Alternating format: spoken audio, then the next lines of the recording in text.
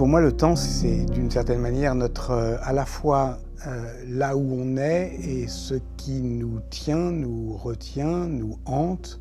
C'est ce qui, d'une certaine manière, nous obsède quand on en manque. Mais nous sommes peut-être ici, toutes et tous, de celles et ceux qui pensons manquer de temps. Et moi, je voudrais quand même commencer par mettre en doute cette plainte. C'est quand même la plainte des affairés. C'est la plainte de celles et ceux qui ont, oui, une puissance d'agir. Parce qu'ils ont du pouvoir, de l'autorité ou tout simplement un travail. Une société de service, c'est une société où, à mon service, si je suis du bon côté de la domination sociale, vont s'affairer plein de gens. Et donc, je vais consommer le temps des autres. La définition sociologiquement la plus réaliste de notre société, c'est qu'elle met en face à face et dans l'ignorance mutuelle des gens qui prétendent ne jamais avoir de temps pour ne rien faire et d'autres qui en ont trop du temps. Un temps nu, un temps inemployé, un temps proprement désœuvré. Et c'est une souffrance. Ça, c'est une souffrance, d'avoir tout son temps. Ce qu'on appelle, je parlais de Saint-Augustin, le temps chôme, le chômage.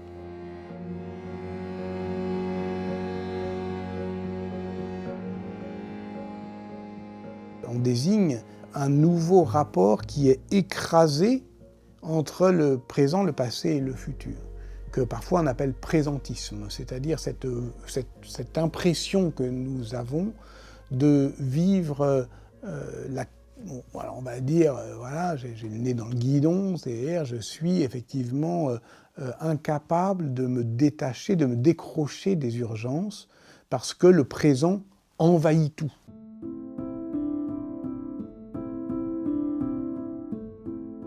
Est-on certain qu'il est toujours pertinent de prendre les dossiers du haut de la pile, c'est-à-dire de faire passer les urgences devant ce qui est important. Moi, parfois, il m'arrive de ne pas faire ce qui est urgent et de faire ce qui est important pour moi ou pour le temps. Voilà. Et l'urgent attendra. Mais ça, c'est quelque chose qui est difficile, qui est un geste de, je ne veux pas dire de pouvoir, mais de puissance d'agir. Et donc toute la question, en fait, aujourd'hui, qui est la question de quel récit on fait de notre société, c'est comment on retrouve de la puissance d'agir face à l'arrogance du présent qui nous intime l'ordre sans cesse de répondre aux urgences. Pour inventer, il faut se perdre, peut-être même perdre son temps, s'égarer, rêver, tenter quelque chose, rater, recommencer. Du point de vue de l'innovation sociale, je pense que c'est la même chose.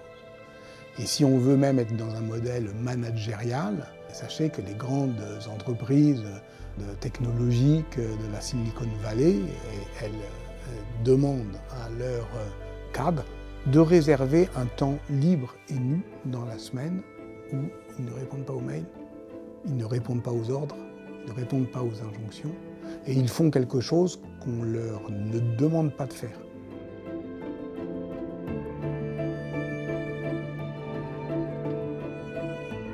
Toutes les solutions à nos difficultés, à nos inquiétudes, à nos hantises, sont déjà là.